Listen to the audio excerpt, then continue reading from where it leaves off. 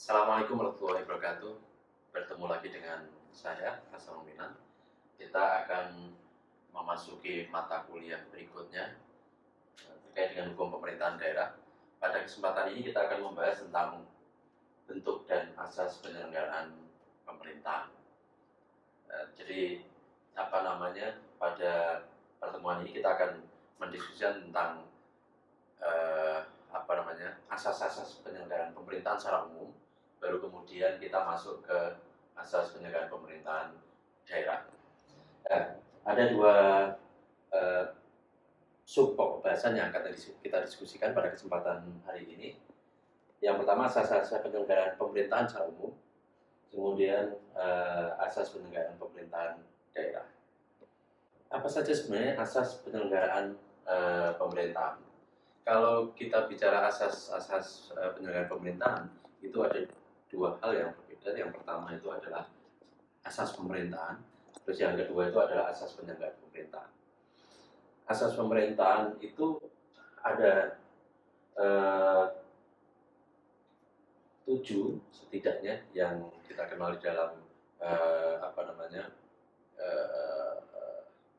dunia akademik. Yang pertama adalah asas aktif. Jadi asas pemerintahan, jadi pemerintahan itu menganut asas aktif, itu artinya adalah pemerintah itu harus secara proaktif melakukan beberapa hal untuk mengurus segala aspek kehidupan berbangsa, bernegara, dan sekaligus bermasyarakat. Jadi pemerintah di sini menganut asas aktif, artinya pemerintah harus bergerak berdasarkan inisiatif, bergerak secara aktif untuk melakukan kegiatan pelayanan kepada masyarakat. Jadi dalam hal ini pemerintahan menganut asas aktif itu berarti pemerintah tidak bisa berdiam diri ketika ada satu persoalan, atau pemerintah tidak bisa berpangku tangan ketika ada satu persoalan. Misalnya contoh paling aktual adalah ketika ada kasus COVID-19 seperti ini, itu pemerintah tidak bisa berdiam diri menyatakan ini takdir Tuhan, kita cukup berdoa saja, itu tidak bisa. Itu berarti pemerintah melanggar asas. Yang kedua adalah asas Friedrich-Bestur. Friedrich itu artinya kosong, Bestur itu artinya pemerintahan. Maksudnya apa? Di dalam asas Friedrich-Bestur ini, meskipun unit-unit pemerintahan itu tidak ada di semua lini, tidak ada di semua tingkatan, tetapi wakil pemerintah atau aparatur pemerintah di tingkatan yang tidak ada lini, tidak ada unit yang harus menyelenggarakan sebuah layanan tertentu, dia harus mengambil alih beban atau tugas itu. Misalnya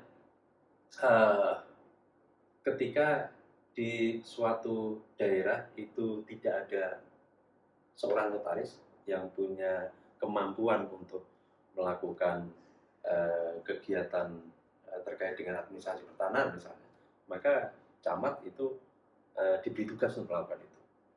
Maka camat itu masuk dalam kategori pejabat PPAT.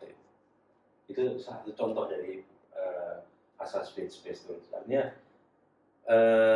asas Friedrich-Bestur ini menjadikan pemerintah harus hadir di semua wilayah, di semua tingkatan untuk menyediakan layanan pemerintahan. Meskipun unit kerjanya di situ tidak ada. Jadi harus tetap, ketika unit kerja secara struktural itu tidak ada, itu harus ada pejabat lain yang diberi tugas untuk menyelenggarakan layanan itu. Artinya tidak boleh layanan itu kemudian diabaikan, ditiadakan gara-gara tidak adanya atau kekosongan unit kerja di pemerintah. Yang ketiga ada asas Friedrich-Emerson. Asas ini adalah asas yang berarti pemerintah diberi kebebasan untuk melakukan tindakan-tindakan yang bersifat merespon kondisi-kondisi tertentu, di mana terkadang di dalam apa namanya, merespon tersebut itu harus keluar dari kebiasaan-kebiasaan tertentu. Contoh asas Fresh Immersion ini yang paling mudah dan sering kita temui itu dilakukan oleh kepolisian. Polisi lalu lintas itu meskipun ada jalur busway yang harusnya itu dilarang dilewati oleh kendaraan umum, tetapi ketika kondisi macet, polisi itu memiliki kewenangan ini, atau kewenangan ini juga di asas ini juga sering disebut asas diskresi, itu untuk mengarahkan para pengguna jalan untuk menggunakan jalur busway itu. Kemudian asas historik. Asas historik ini berarti pemerintah itu harus dalam menyediakan layanan, dalam memberikan layanan kepada masyarakat, itu harus mempertimbangkan kejadian-kejadian di masa lalu untuk diantisipasi di masa mendatang agar tidak terulang kejadian-kejadian, terutama kejadian-kejadian yang merugikan. Jadi pemerintah dengan asas historis ini, pemerintah didorong untuk belajar dari masa lalu untuk melakukan perbaikan di masa mendatang. Asas historik ini kalau kita mau mencontoh sesuatu yang aktual juga dari kasus COVID-19 ini mengharuskan pemerintah untuk membuat evaluasi, membuat kajian untuk diolah menjadi sebuah perencanaan agar ke depan ketika ada situasi yang mirip dengan kasus COVID-19 ini, kita tidak atau pemerintah tidak gelagapan, tidak memiliki kesiapan seperti yang saat ini kita ketahui atau kita rasakan. Jadi dengan asas historik ini pemerintah harus belajar dari masa lalu untuk merumuskan kebijakan-kebijakan dan yang bersifat antisipatif di masa mendatang. Asas selanjutnya, asas pemerintahan adalah asas etis. Asas etis adalah pemerintah memperhatikan kaidah moral, sehingga penyelenggara pemerintahan tidak hanya berdasarkan aturan formal saja, tetapi juga memperhatikan etika dan moral. Jadi dengan asas etis ini, pemerintah berkewajiban untuk tidak hanya memperhatikan aturan-aturan formal, tapi juga menjunjung tinggi etika dalam menyelenggarakan pemerintah. Yang keenam adalah asas otomatis. Maksudnya apa? Bila suatu kegiatan baru di luar tanggung jawab suatu departemen maupun non-departemen, maka otomatis berada di bawah pekerjaan Kemendagri sebagai poros utama pemerintah dalam negeri. Ini sebagai sebuah ilustrasi. Jadi artinya dari asas otomatis ini yang ingin didorong adalah bahwasannya tidak ada satu urusan yang tidak bisa ditangani oleh pemerintah, meskipun struktur atau unit kerja yang bertanggung jawab untuk menangani itu belum ada. Jadi apabila ada kekosongan itu, ini hampir sama dengan asas Space itu. Jadi kalau ada kekosongan semacam itu, maka ada satu unit kerja pemerintahan yang otomatis diberi wewenang untuk menyelenggarakan urusan-urusan yang baru muncul dan itu di luar kebiasaan atau di luar tanggung jawab. Yang terakhir adalah asas détournement de pouvoir. Itu asas kewenangan pemerintah dalam penyelenggaraan pemerintahan terhadap masyarakat. Jadi biasanya kalau ada hal-hal yang di luar prediksi atau hal-hal yang di luar kendali, maka pemerintah bisa menggunakan asas ini untuk melakukan proses pemulihan kondisi kehidupan masyarakat. Jadi dengan asas kesewenang-wenangan ini, pemerintah bisa menggunakannya untuk melakukan pemulihan keadaan atau stabilisasi. Yang berikutnya adalah asas penyelenggaraan pemerintahan. Jadi asas penyelenggaraan pemerintahan itu pada dasarnya pemerintahan harus diselenggarakan berdasarkan asas keahlian atau fungsional. Jadi maksud dari asas keahlian atau fungsional di sini adalah suatu asas yang menghendaki setiap urusan kepentingan umum diserahkan kepada para ahli. Nah, ini yang mendasari lahirnya konsep merit system, di mana dalam proses penyelenggaraan pemerintahan termasuk manajemen birokrasi itu asas keahlian ini harus diutamakan. Tidak boleh ada unsur-unsur, tidak boleh ada aparatur dalam pemerintahan itu yang ditempatkan pada posisi atau pada bidang-bidang tertentu yang tidak berdasar pada keahlian yang dimiliki atau kompetensinya. Jadi ini adalah asas-asas pemerintahan dan asas penyelenggaraan pemerintahan. Nah, berikutnya adalah asas penyelenggaraan pemerintahan daerah. Kalau tadi asas pemerintahan secara umum dan asas penyelenggaraan pemerintahan secara umum, yang berikutnya kita masuk ke asas penyelenggaraan pemerintahan daerah. Apa saja asas penyelenggaraan pemerintahan daerah? Ini secara umum dalam diskursus penyelenggaraan pemerintahan daerah itu di dunia ini dikenal tiga asas ini atau tiga model penyelenggaraan pemerintahan, dan tiga model ini juga diterapkan juga di Indonesia. Yang pertama adalah asas desentralisasi atau sering kita kenal atau kita dengar dengan asas otonomi daerah. Kemudian asas dekonsentrasi. Yang ketiga adalah asas pembantuan atau BDPW. Prinsipnya bagaimana? Ilustrasinya itu Indonesia ini adalah negara kesatuan. Jadi kalau kita lihat dalam struktur ketatanegaraan Indonesia di UUD 45, Indonesia itu adalah negara kesatuan. Dan di dalam negara kesatuan itu wewenang penyelenggaraan pemerintahan itu sebenarnya ada di tingkat pemerintah pusat. Jadi wewenang untuk menyelenggaraan pemerintahan itu sebenarnya terpusat di pemerintah pusat. Makanya kalau kita lihat di UUD 45 itu Indonesia terdiri dari negara kesatuan Republik Indonesia dibagi dalam provinsi dan kabupaten kota. Jadi sebenarnya semuanya itu berada dalam satu kesatuan negara kesatuan Republik Indonesia. Dan wewenangnya pun sebenarnya terpusat di wewenang pemerintah pusat.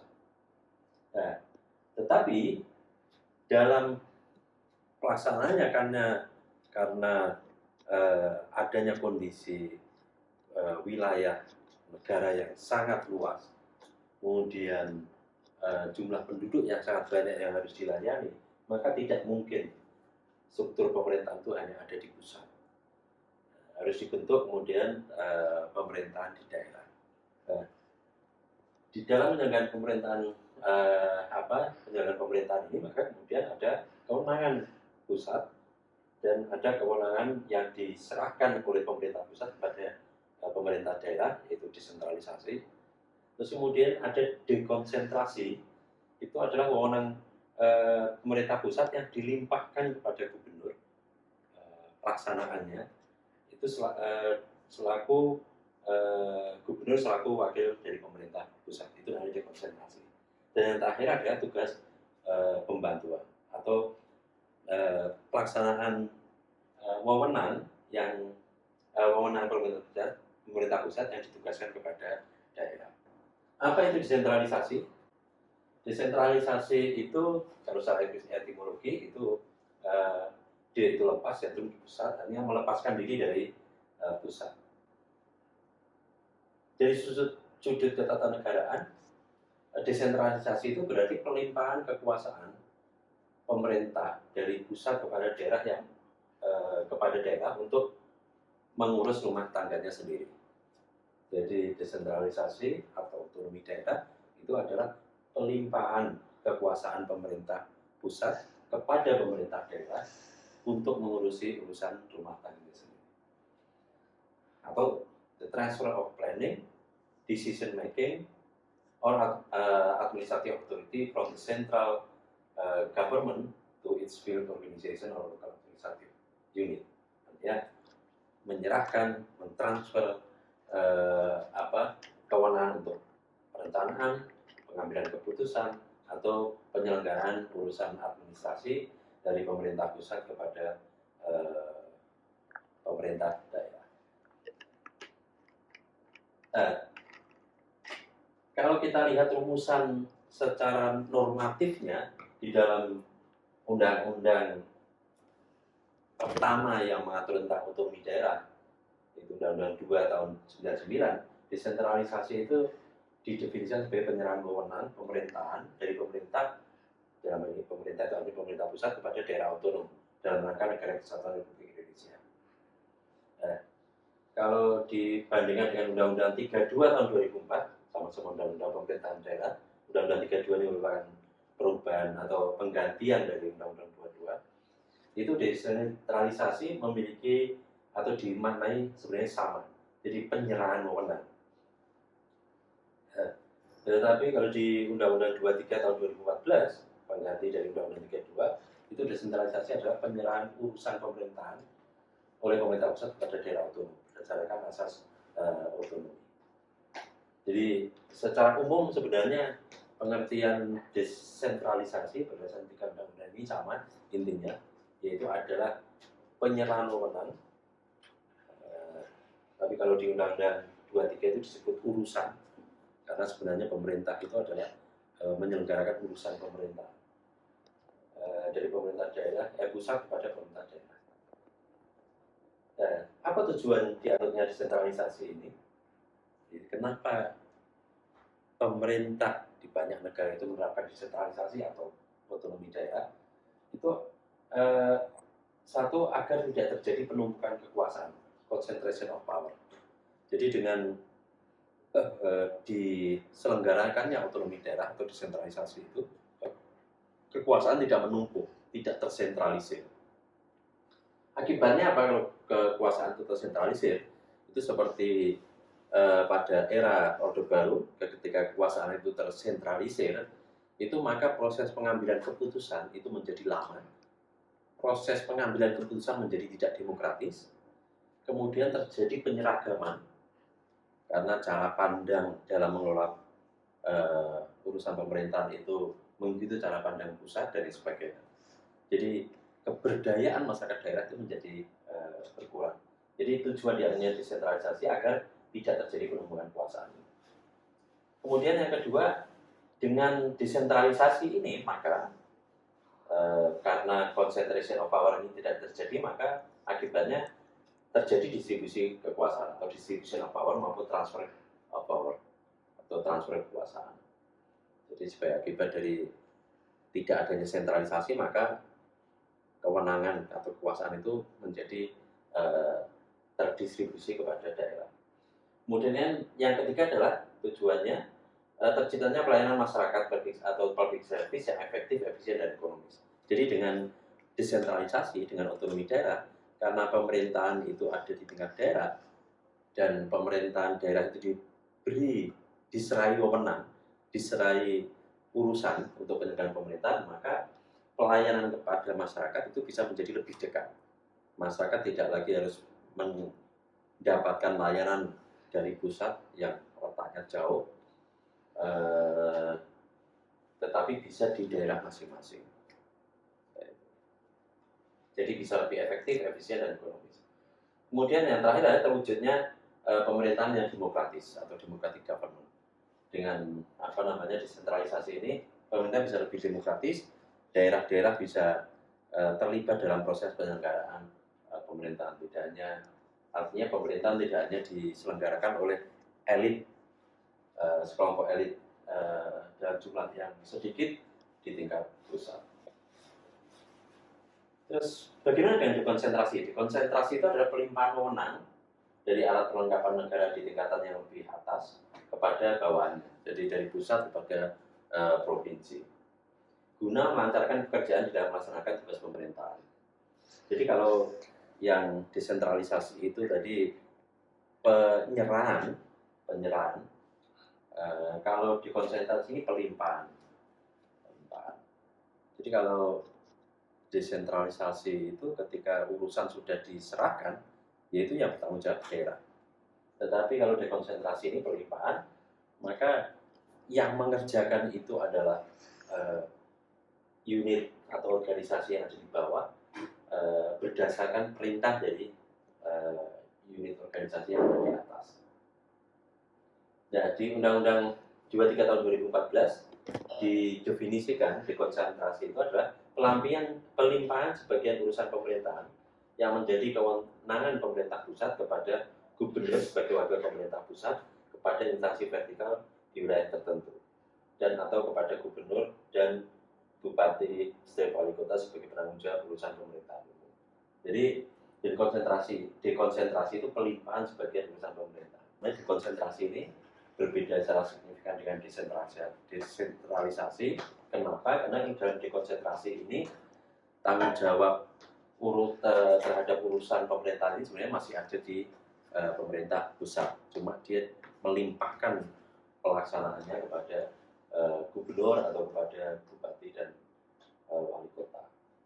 Jadi apa keuntungan penerapan asas dekonsentrasi ini?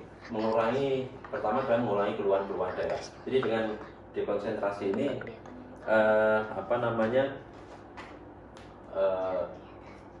daerah itu bisa bisa lebih mudah menyelenggarakan urusan-urusan pemerintah pusat, tetapi tentunya dengan mandat dari pemerintah pusat, dengan perintah dari pemerintah pusat.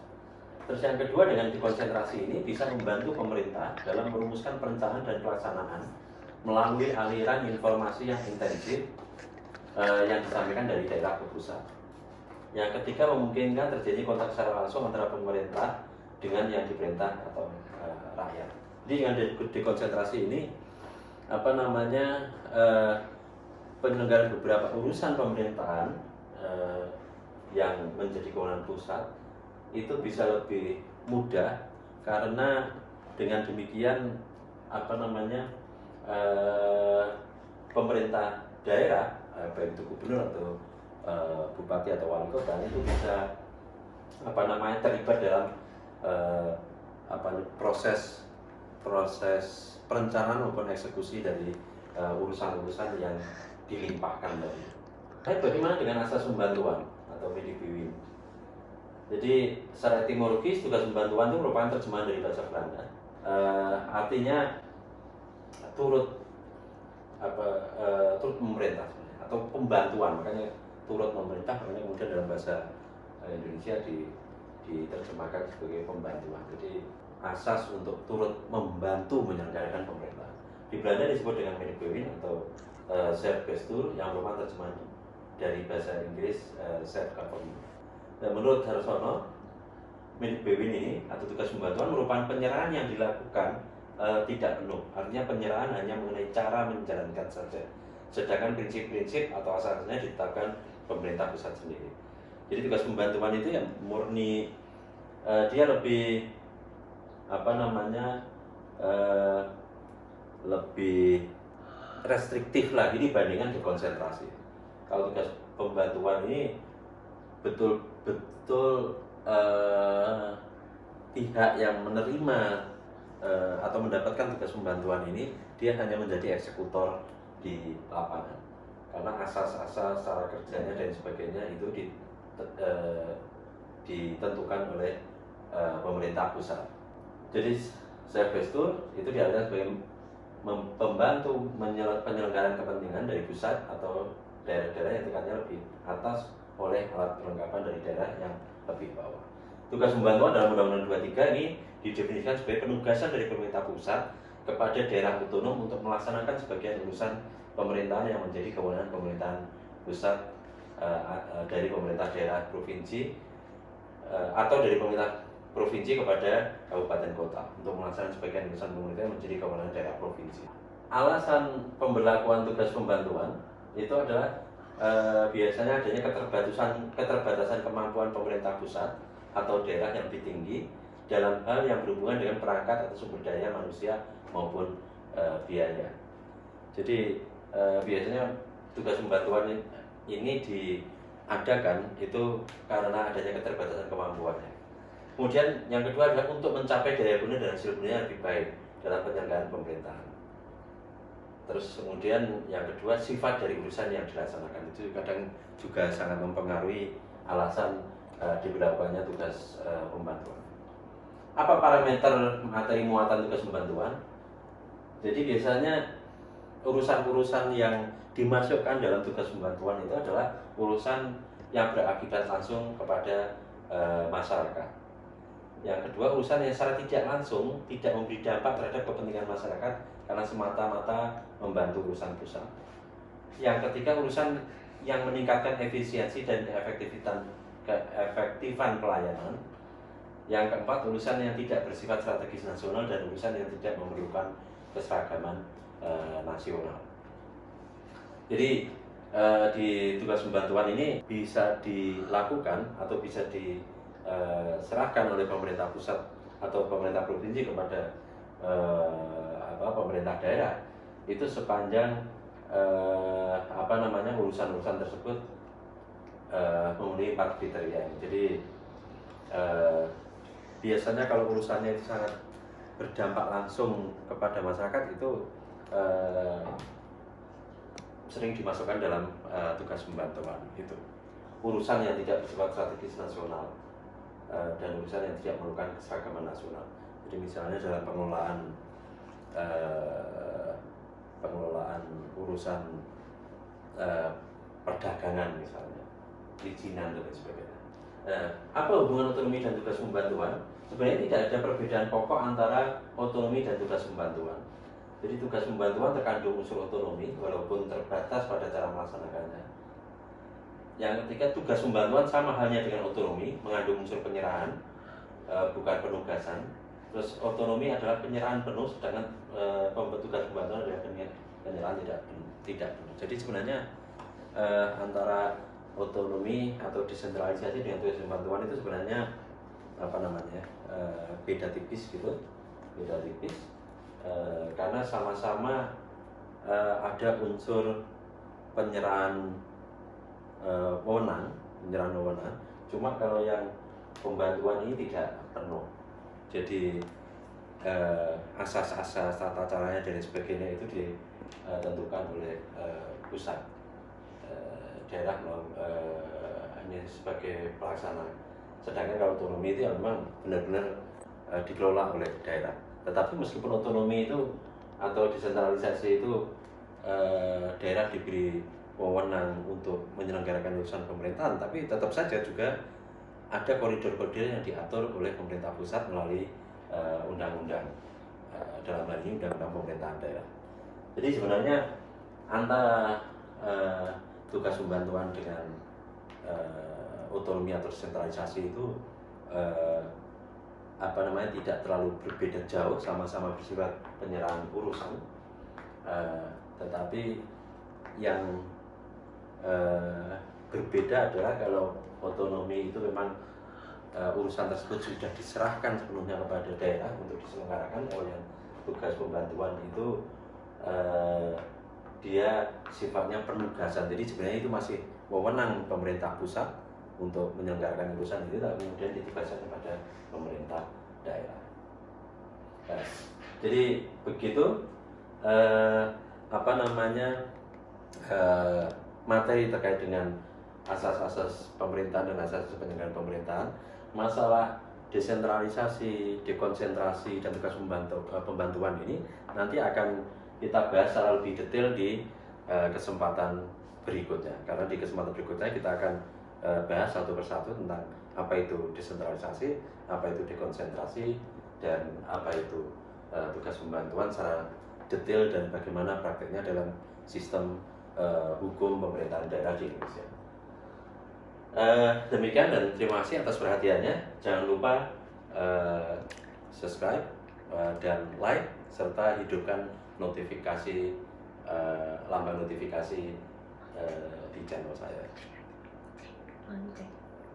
Tanda lonceng notifikasi. Itu terima kasih. Assalamualaikum warahmatullahi wabarakatuh.